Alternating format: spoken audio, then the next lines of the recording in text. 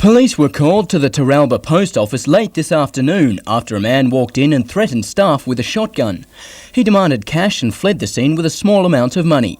A short while later, police discovered a shotgun less than a block away. They also found a car nearby with items inside matching the description of those worn by the bandit. Minutes later, police responded to a reported sighting of the robber, arresting a man less than a block away from the hold-up. He's now assisting police with their inquiries. It's believed a female accomplice was involved in the hold-up, but so far police have been unable to track her down. Adam Harper, NBN News.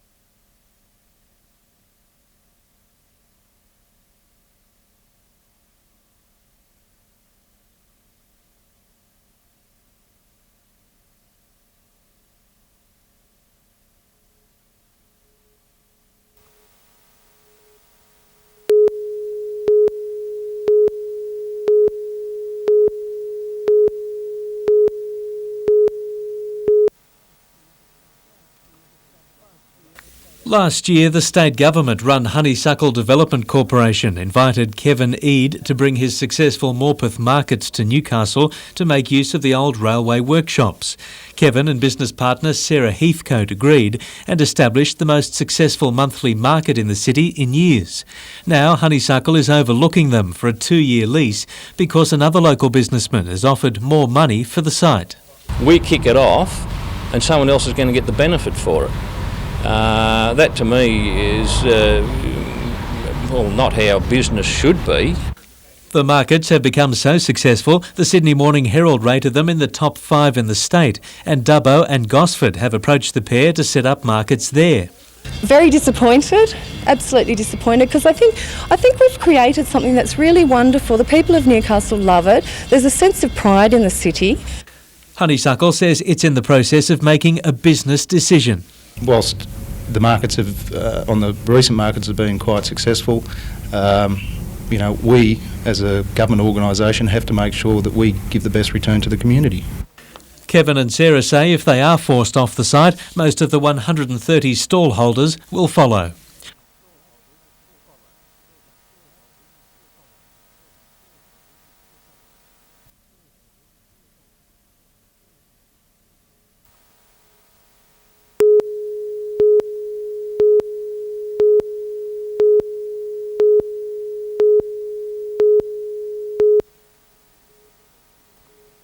This year's Festival of Newcastle, starting on September 23, won't be your average Matara.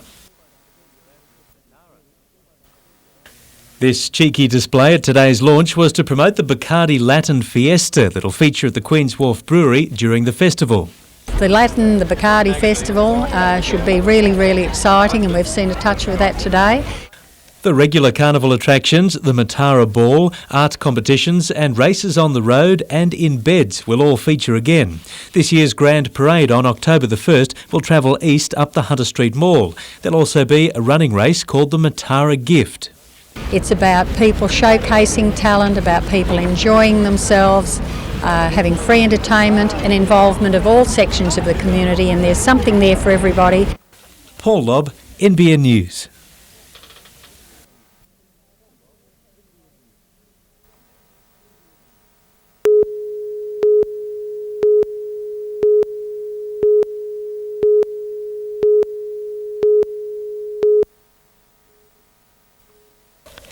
Newcastle Council says its latest battle is one worth fighting. Councillors unwilling to accept an application by a tavern to extend its hours in a Wallsend shopping centre.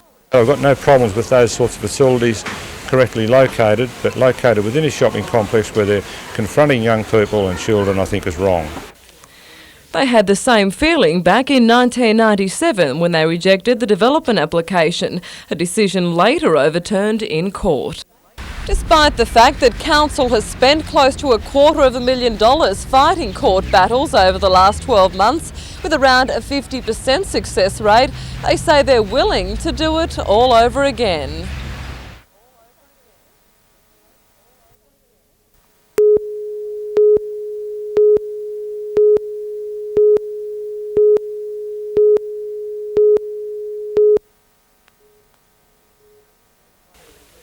A trail of blood tells the tale of a sorry night in Wallsend. I heard a shot, wake up about 3:30 and heard a bit of screaming and then another shot.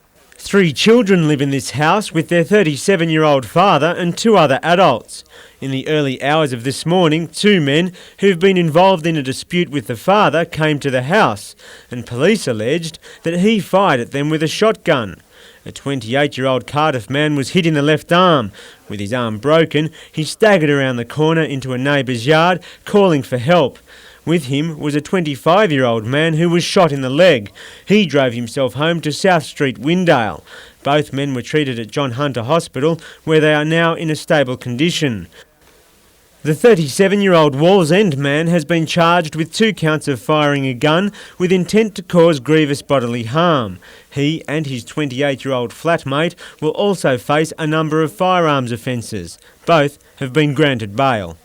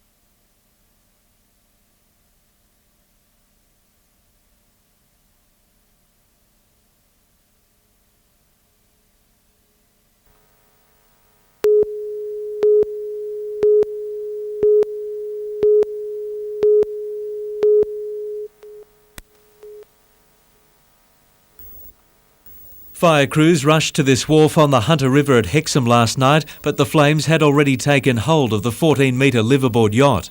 As crews in breathing apparatus searched below decks for survivors, the boat's owner, Ian Wilson, arrived home from work to see his home in tatters. Basically came out on the jetty and asked what happened. This morning, Ian and dog Dozer surveyed the scene further, the destruction of the $85,000 vessel proving a major setback. Oh, it's my life. It was my stepping stone. Most people would buy a little house in suburbia. I chose to buy this and bring it down from Cairns. Ian bought the boat 2 years ago after winding up his earth-moving business and was preparing for an offshore adventure, seeking the help of another crew member. I was advertising and looking for some lucky lady to be like a friend, permanent relationship, and sail off to different islands. It's no fun going to islands by yourself. That dream is now on hold. Paul Lobb, NBN News.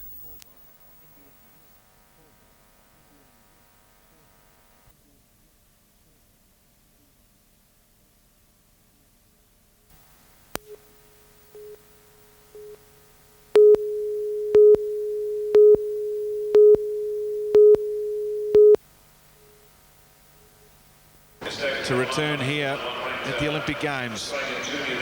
One more chance remaining. Willing it on, as we do here, and it falls short.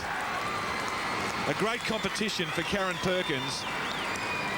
She will take out this Olympic trial. But one has the feeling that the selectors will take Sosimenko, returning after injury. Has to content herself as second today. But a wonderful competition for Karen Perkins.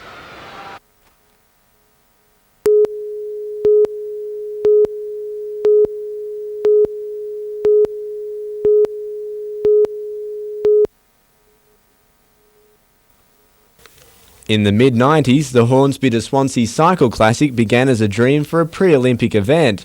Now it's coming true, with medal hopefuls competing this weekend, meaning a race official's more recent dream that the event winner will go on to take gold may also become a reality. Yeah, we had a meeting yesterday with a few of the officials, and that's exactly what he said, but I hope that's true. Among a class field of more than 200 will be Olympians from Uruguay, New Zealand, Colombia, Chinese Hong Kong and the USA, as well as Aussie men's hope Cadell Evans and the full female road racing team including National Cyclist of the Year Anna Wilson. The event begins tomorrow night with a criterium at Swansea with the 186-kilometre road race on Sunday. And while it hosted the Regional Primary School Athletics Carnival today, it's some stars of the present who'll occupy the Glendale Centre on Saturday afternoon. Olympians from Ireland, Botswana, Trinidad and Tobago, the Ivory Coast, Sierra Leone and possibly Kenya will do battle in a variety of events.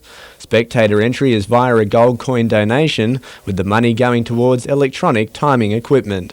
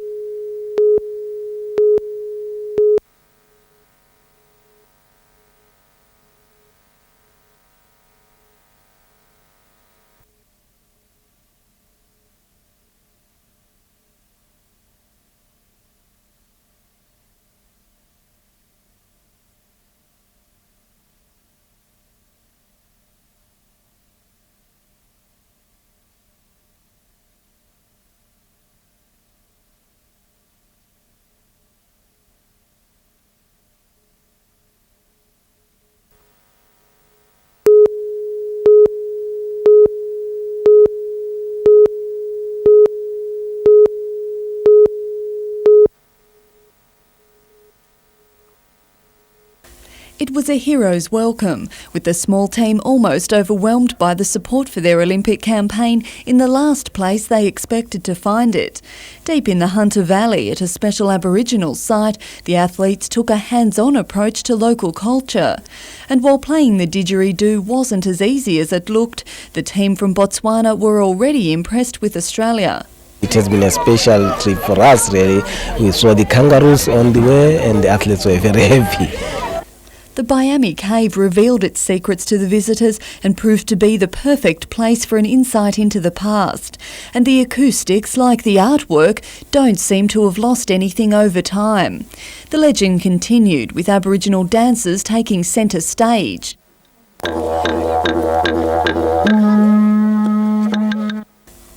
And then the athletes themselves.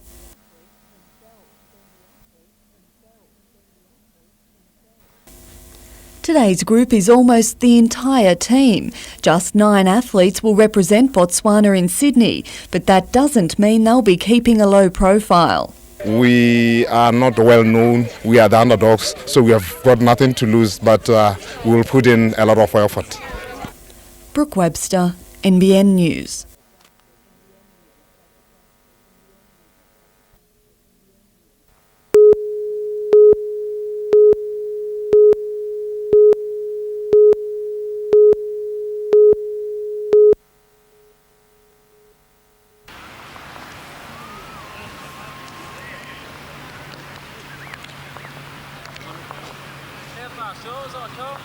Good. Well, mate. Well done. Well there.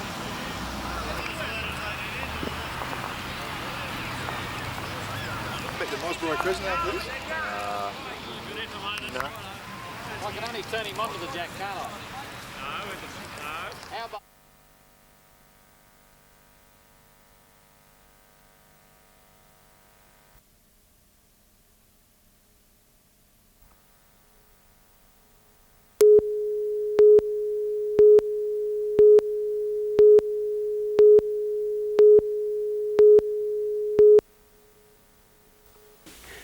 This was the jungle Adamstown resident Mary Donnellan used to call her front yard.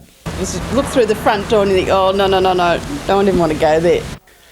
But that's all about to change. Mary was the winner of a competition run by the Post and NXFM for a $10,000 garden makeover courtesy of landscaper Kerry Smith. We've got 8 different species involving fragrance, which the lady loves. It'll be a cottage garden of the nth degree. And how long have you got to do it? 2 days. I've been sent away. Nelson's Bay, yeah, I've left the bay for the weekend. Yeah. So you'll come back on Monday Monday to something afternoon. totally different. Yeah, it's going to be a shock. Probably as much of a shock as I got when I found out I won it, yeah.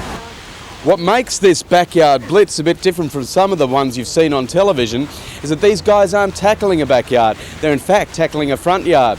Also, the difference is it's not a small rectangular plot of land. This is an oblong block that's posing its own set of problems. It's been a nightmare in terms of trying to design it, but from this point we can see exactly where we're going, and we believe when all the material arrives tomorrow, a few heads will turn. Mary will see the finished result on Monday. Matt Carden, NBN News.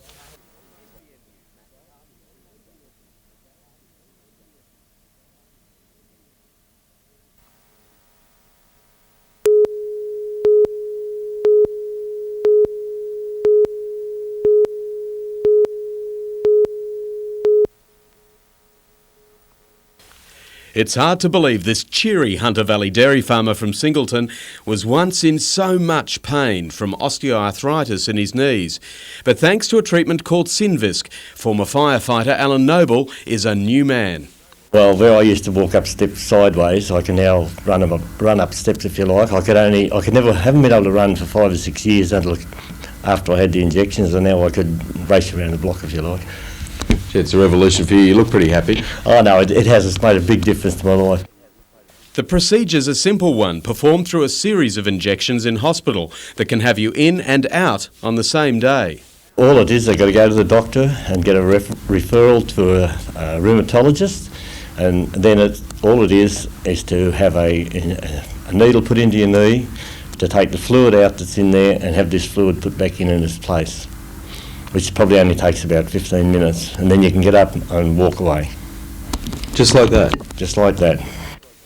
Alan can now bend his knees, walk, and together with partner Kay, can hit the dance floor. She likes to go back dancing again. And have you done that? We've done that. I do more dances now than I've done for 10 years. Matt Carden, NBN News.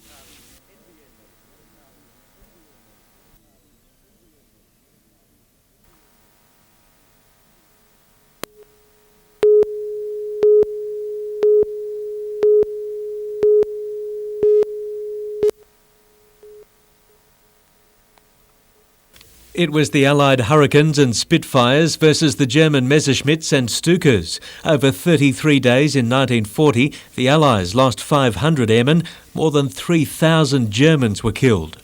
Finally, the Germans realised that they were not going to destroy the AF and therefore have full air supremacy to come across the channel and invade. So they backed off. It was a windy sky over Newcastle today as veterans, top brass and the community gathered to remember the Great Battle and to honour its only victim from the Hunter. John Dallas Crossman, he was a flying officer. He flew Hurricanes and unfortunately he was shot down and killed right towards that end of the battle. But he went to Boys High here in Newcastle. Among those laying wreaths, David Bernard from Charlestown, whose 3 airman brothers were killed in other battles during World War II. 3 brothers that I lost, the way I found out, I just read it in the paper. Nobody, not like today. Today, if there is a loss of life, there is counselling. Paul Lobb, NBN News.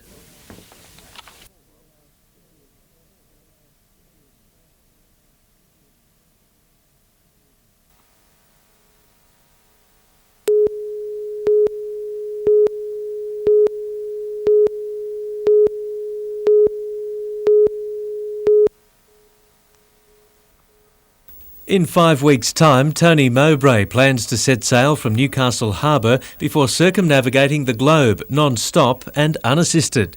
I have no hours where I don't think about the project. I wake up in the morning with a nervous feeling in my stomach and I go to bed at night with a nervous feeling in my stomach, and it's there all day. But it's the unassisted part that's hitting home. He's already spent more than $100,000 preparing his boat, but can't find a major sponsor to raise the final $25,000 he needs. He admits it's all been done before, but remains hopeful that a major company will come on board to share his exposure. Pretty much I'm a financial cripple. Basically I've had a lot of support from a lot of hunter-based businesses, but no one's come forward as a major naming rights sponsor for the project. Paraplegic Vinnie Lowers completed a successful circumnavigation 4 weeks ago thanks to major sponsorship. Mowbray, who survived the horrific 98 Sydney to Hobart, says he's determined to overcome his latest challenge. Paul Lobb, NBN News.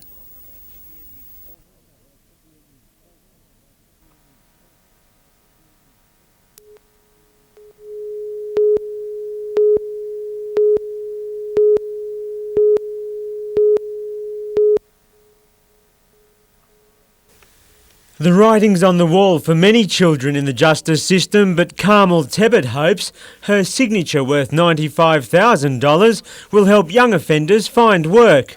Also, there's a mentoring component so that once young people do gain a job, this provides extra support to make sure that they keep that job.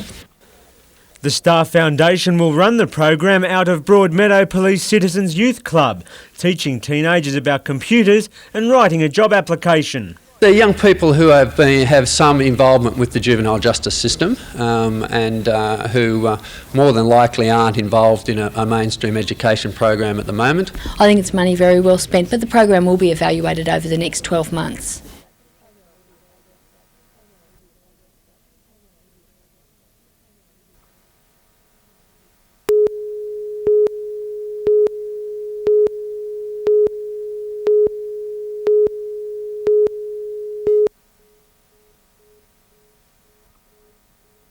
Despite this being his first year back with Lakes United, Rip Taylor knows all about grand finals. In his time with Wyong, he coached 7 sides to deciders, winning 3, and he scored a few points in the pre-match verbal stoush today. I don't see any love being lost on the weekend. You know, a few comments in the paper. I mean, I don't have to psych the boys up. Waratah are doing it for us. The Seagulls stunned the minor premiers Waratah 40 points to 8 in the major semi-final 2 weeks ago. But it's not a result Taylor's let his side get carried away with. You obviously hope in between that we don't play too many grand finals before the day actually comes. Waratah hasn't played in a grand final since 1990, but it's got plenty of players that know what it's all about. We have got a few blokes that have played grand final football before, and you know they've passed on a few of their experiences to our players this week, so I think everyone will be right to go. The club is celebrating a player reunion tonight of that last premiership winning team, but it's Sunday. They really want to have them cheering. It'll be a good experience, and like I said, the boys should enjoy it. It's something that doesn't happen that often, and I know everyone's looking forward to it. Jim Callanan, NBN News.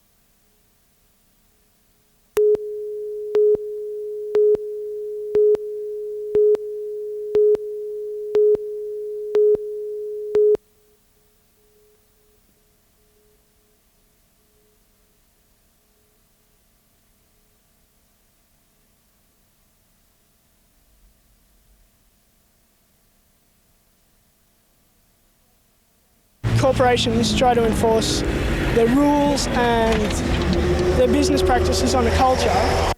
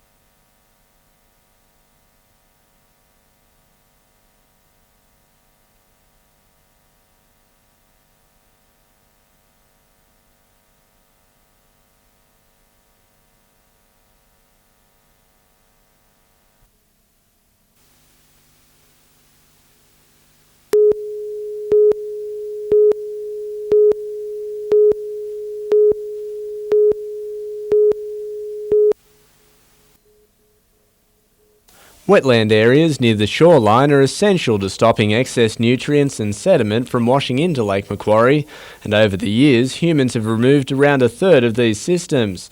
But now the tide has turned. The 1940s was a time when humans thought they could conquer nature, when all those nasty swamps we would fill them in and make some useful land out of them. We now realise just how important they were to our natural system. As part of a $1 million project, the lake will get 15 new artificial wetlands like this one at Crowders Bay, but smaller, at Warners, Cockle, Fennell and Edmonds Bays and Swansea. The initiative also includes tree planting and education programs and is jointly funded by Landcare and the 3 tiers of government, the federal arm today chiming in with $480,000. The mission is a partnership between federal government, state government, local government and the community. So the resources from federal government is going to help out heaps. I'm very optimistic, but I add that it's going to take time. It's not going to happen overnight. Meanwhile, good news on another key component for a healthy lake, with seagrass growing well in the northern end at least. Protecting the plant, which acts as a fish habitat and provides oxygen, is the subject of a new booklet available at Council and its libraries.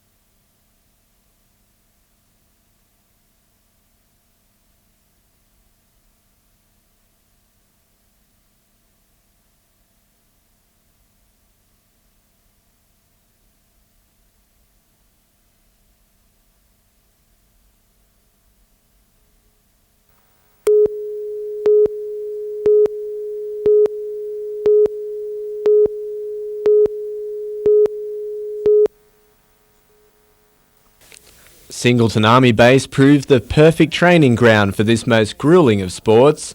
The Triathlon New South Wales Development Squad members spent 5 days cycling, swimming and running countless kilometres in an effort to become a more complete triathlete. There's some very talented athletes here. You know, we've got a really good group of boys in the under-16s from last season, and the boys especially are very competitive in our state at the moment.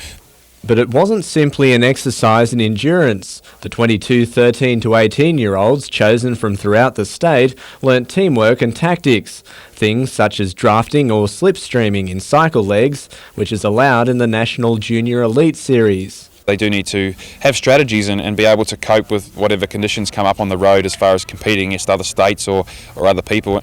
It was a camp these stars of tomorrow found invaluable. It's been good. It's been a first time for me, so it's a really good experience, I think. I've learned a lot of swimming skills and it'll help me a lot.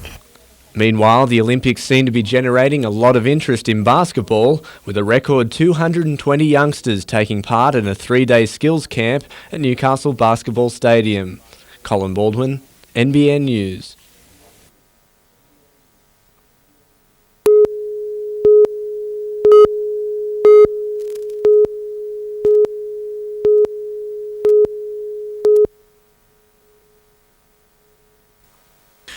The Hunter Valley, Central and Mid-North coasts have all fought major bushfires in the past few weeks. Superintendent Steve Souter is keeping a close eye on the build-up of fuel in his Lake Macquarie patrol and for the firebugs who are prepared to light it. And we've had more fires than we normally would have. Of concern is the fact that most of them appear to be deliberately lit, cases of arson, and that's really caused us concern with the firefighters.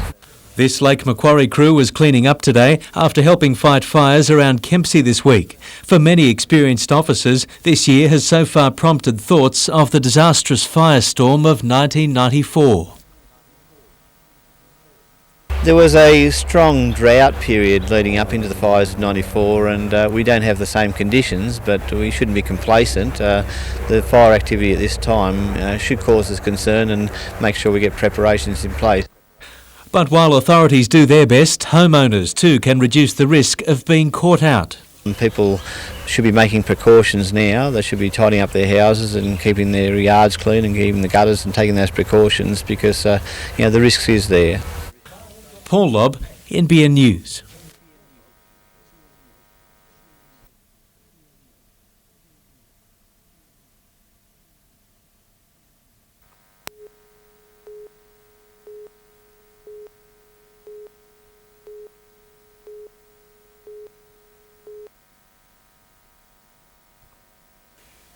Erecting signs is one thing, but building a 4-star landmark hotel is another.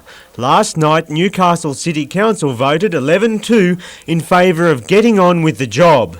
It really means that the wider community, represented by the majority of councillors, want this project to go ahead, and I think that augurs well for the future of Newcastle. Labelled an icon development, the plans for a 173-suite hotel were reviewed in detail by council officers. Their report recommended strong in-principle support, but noted both concerns and matters that should be addressed before the state government grants its approval through the Department of Urban Affairs and Planning. I believe that GEOAP will make a decision well before Christmas. Two Greens councillors opposed the project on the basis of drainage, traffic, parking, view corridor and height problems mentioned in the report, which they say have not been subject to reasonable public debate. Greens aren't the only people saying there should be one. That's going to depend on other councillors and whether they think it's a good idea. If the debate had been allowed to continue last night, we would have known today whether that was going to occur or not. Unfortunately, now we're going to have to wait for another fortnight. But like the overall project, the final decision on whether to hold an inquiry is in the Minister's hands.